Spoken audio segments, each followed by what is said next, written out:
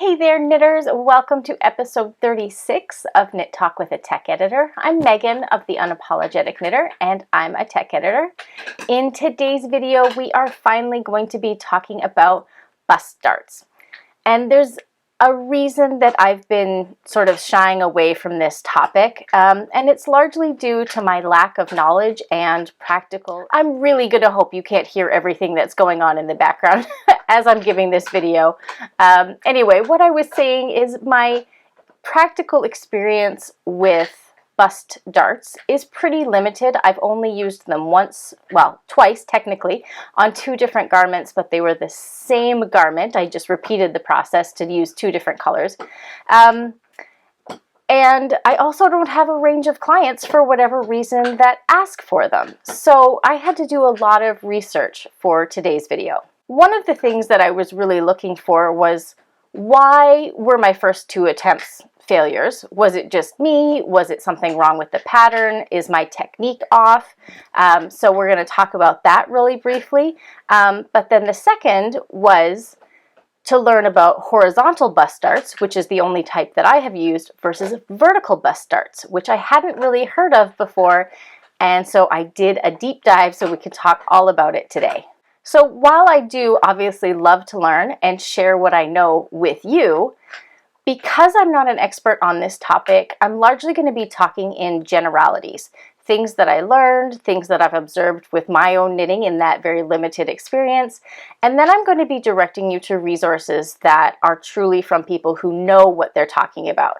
So I hope you're going to have fun learning a little bit with me, and then I hope you'll go learn from these other people who truly know what they're talking about so you can make sweaters that you're going to absolutely love. So first we're going to talk about horizontal bust darts, mostly because I would hazard a guess that this is the type of bust dart that most knitters or more knitters are familiar with. It was certainly the only one that I had ever used or really heard about before I started on this journey of learning all about bust darts. And I think it's probably also the most approachable. You don't have to do a ton of math, and the techniques are pretty straightforward, especially if you're already a garment knitter. So because as human beings, our backs are largely flat, when we knit a garment, it hangs fairly straight down our back, especially if we've put short rows in for our shoulder shaping, which is a previous video we've talked about. However, for those of us who have breasts, we can sometimes have issues with the front of our garment lifting. Because our breasts protrude forward from our body, and we have the same amount of fabric to work with on the front of the garment as we do on the back of the garment, the breasts push the garment out and up, so we don't have our hemlines sitting in a straight line. The larger the disparity between the circumference of your chest at the widest point and the circumference at your underbreast, or basically where your breasts meet your rib cage, the more the garment may lift at the front hem. Horizontal bust darts use short rows to create a pocket or a cup in the front of the garment for breasts to basically fill or sit in. Obviously, these two garments aren't to scale, but they give you a sense of where the bust darts are placed. Essentially, in line with the widest part of your chest, you're going to create short rows, starting with the narrowest width and getting increasingly wider as you go down the body. The stopping and turning points will occur between the side seam at each underarm and a determined width that is just outside of your nipples.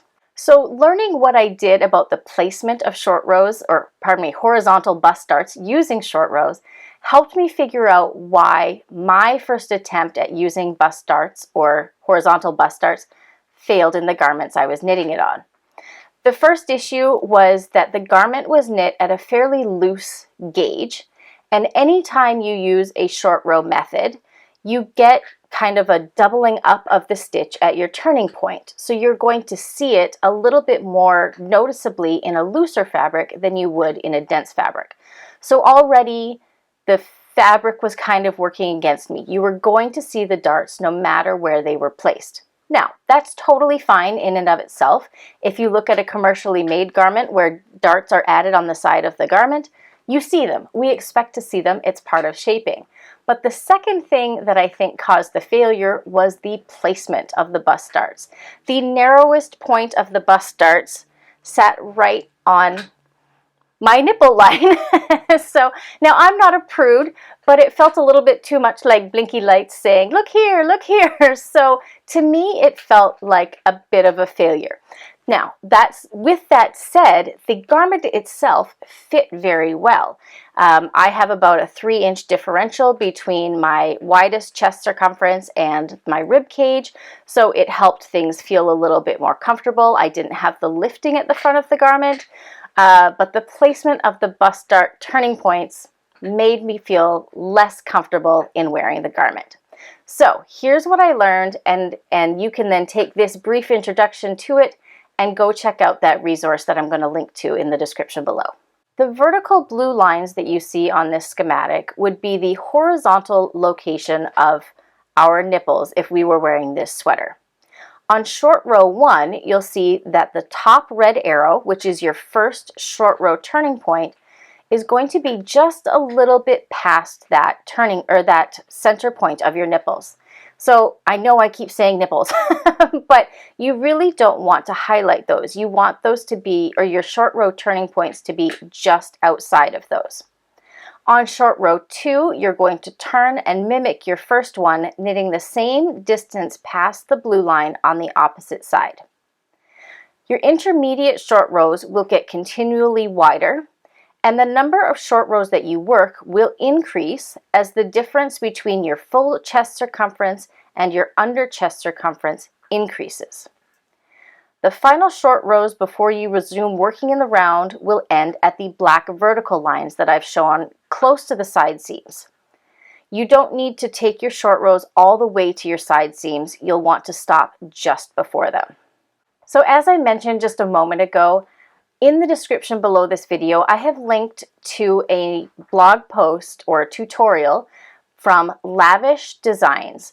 They have really been the resource that I went to learn more about how to properly space and plan your short rows. So I would strongly encourage you to go to the link in the description below, to go check out their website, see their work, and send them a thank you if you can, even if you just leave a comment. I think it's really important to give credit where credit is due, and they taught me an awful lot, so I hope that with what I've shared with you now and their work that you'll be feeling really comfortable getting started planning your horizontal short rows. So now let's take a look at vertical bust darts. There are different ways that you can create vertical bust darts, as I have learned from my research for this video, but I'm going to only cover 2 today, and these to me seem like the most straightforward methods that I think a lot of people will feel comfortable sort of approaching. And I will say vertical bust darts kind of blew my mind. Like, I'd never even considered that you could do this. So let's take a look at sort of what you need to do to start planning, whether you even need to use vertical bust darts, and then once again, I'm going to link you to some resources that can tell you more about it. So if we think about how we approach choosing a size in a sweater pattern, we are usually told that the size and the ease is based on our chest circumference. And I'm going to try and back up a little bit here. I've got a microphone on, so I'm not sure how far away I'll be able to get. But essentially what we do is we measure with a tape measure around the full width of our chest to find our full chest measurement, and then we choose a size based on that. So to use my own body as an example, my full chest circumference is 41 inches around. Let's say, my dogs are having a fight, I'm so sorry. Let's say you're knitting a sweater like the Weekender, which recommends 10 inches of positive ease. So I would take my 41 inches, add my 10 inches of recommended ease, and choose the size that has a 51-inch circumference. Because my body is relatively proportional, my hips and my full chest circumference, once I add that ease, are not that different, I would choose to knit a size 51 with no modifications. I would have the 10 inches of positive ease at the hips that I want, and then because my hip measurement is 50 inches, I would have 1 inch of positive ease at my hips. So for a body shape like mine, it works really, really well. However, If you are a petite build or a very thin build, but you have large breasts, you are going to want to consider using bust darts. And here's this blew my mind. So here's what you want to do to get started.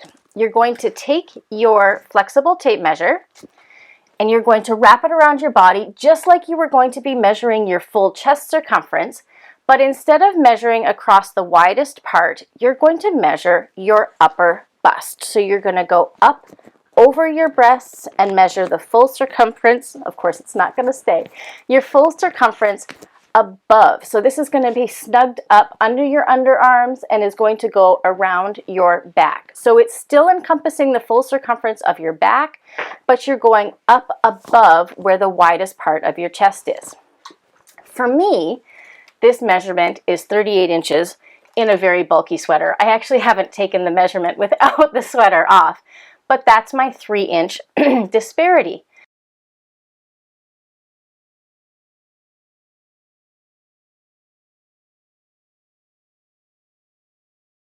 So if I was a petite build and I chose to knit the 51-inch circumference sweater, but my hips really went in, the sweater would be really drapey on your body in a way that you might not feel comfortable. It might be a little tent-like.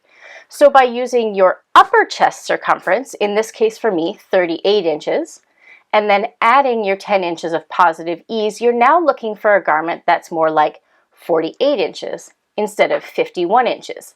So that when you add the bust darts to make the chest area wider, the rest of the garment doesn't get wider as well. You kind of have to see it. So now that we've sort of talked through how to take those measurements, let's take a look at what these options actually look like on a garment. So method 1 is what I'm going to call the gusset method. I don't think that that's actually the technical term for it, but essentially what you're doing is building a small gusset into each side of your garment to increase the circumference on the front of the sweater only, at the chest area only, but the rest of the garment is going to be based on your upper chest circumference so it fits the rest of your frame better. Looking straight on at the garment, you won't see much interruption to the fabric. However, from the side, you'll get what I think of as a little backwards D shape where the stitches are increased and then decreased back out. That's what I'm talking about when I say adding a little gusset. These bust darts will occur in line with the widest part of your body, where your chest is your fullest, and are somewhat flexible in where they are placed relative to the side and front of the garment. They will be forward of the side seam so that you add the width to the front of the garment only, not to the back where you don't need it, but can be done close enough to the side seam that they can be somewhat hidden by your arm when you wear it. So the number of stitches that you need to increase and the depth over which you need to increase is going to differ for every body. Because I also learned this information from LaVisch Designs, just like with the horizontal bust dart method, I'm going to link to a description or link to a tutorial that they have created in the description below the video so you can go check out their work. Not only have they got great picture tutorials, but they have some wonderful worksheets that you can use to use your body measurements and your gauge to figure out your spacing so that you can make the garment fit you just the way you want it. So the second method of vertical bust darts I've decided to call the front and center method. I am positive that's not what it's called, but it's kind of what I think of when I look at the pictures of it. For this particular of vertical bust darts, you work increases in the front of the garment just to the outside edges of your nipples, similar in placement horizontally to your first turning point using the horizontal bust dart method. You create a vertical line of shaping under your breasts to increase the width to accommodate for a larger circumference at your chest. This method is likely better suited for bottom-up construction, as the article I read about it had indicated. Once you reach the full width you need to add for the front of your sweater, and you've knit the depth for your chest, you can then decrease the stitches back down above the bust line as you get nearer the top of the sweater. So as with the previous examples, I'm going to be linking you to a resource for this from a designer named Deb Gemmel or Deb Gemmel. I'm not sure how to say it properly. They actually have several tutorials, not only on how to measure your body and place the bust darts, but actually different methods. The method that I chose here, this front and center method that I have so dubbed it, is going to be the first link under their name in the description below the video. But I'm going to link to several other options that they have suggested for creating bust darts, either using a version that looks more like the commercial style that we see on garments that we buy from a store, as well as a very centered, like straight down the center of your garment, and they show it on a striped garment, so you can really see how the shaping works. It's pretty fascinating. But the reason I chose this one is if I was to add bust darts to a bottom-up sweater, this would be the method I would choose. It seemed the most intuitive to me, and seemed perhaps the least interruptive, though the stitch pattern or color work that you have in your garment may also dictate what method you choose. So I hope you've enjoyed today's chat about bust darts. I know it's not as in-depth as a lot of the videos that I have done in the past, but I think it's really important to be transparent about what I do know and what I don't know, and of course giving credit to those who are due the credit. So as I said at the top of the episode, I really encourage you to follow the links in the description below to go learn from the people who truly know more about this than I do. They have great pictorials. As I mentioned, the LaVisch website, where I've linked to the two methods that I talked about, has wonderful worksheets for you to work through to figure out what your stitch counts would be. I will say that bust darts are going to be trickier on fabrics that have got a lot of, say, detailed cable work or a lot of color work, in which case you're probably going to want to look for methods where the construction is worked more under the arms rather than in the center front of the garment. But have fun with it. I think it's a great way to customize your garments. So since today, the release of this video, is the day before Thanksgiving, it means that I'm going to be recording next week's video on the Thanksgiving weekend. So with that in mind, and acknowledging the fact that I'd like to enjoy the holiday with my family, I haven't yet decided on next week's topic, but it's probably just going to be a little fun, a little bit lighter. I've had a couple of questions come in about yarn substitutions that I think would be good to cover since last week's video. So I hope you'll join me. It'll be kind of a fun, laid-back video. If you enjoyed today's video, remember to hit that like button, and if you haven't already, hit the subscribe button too. Thank you so much for joining me today. Have a wonderful rest of your week, and happy knitting.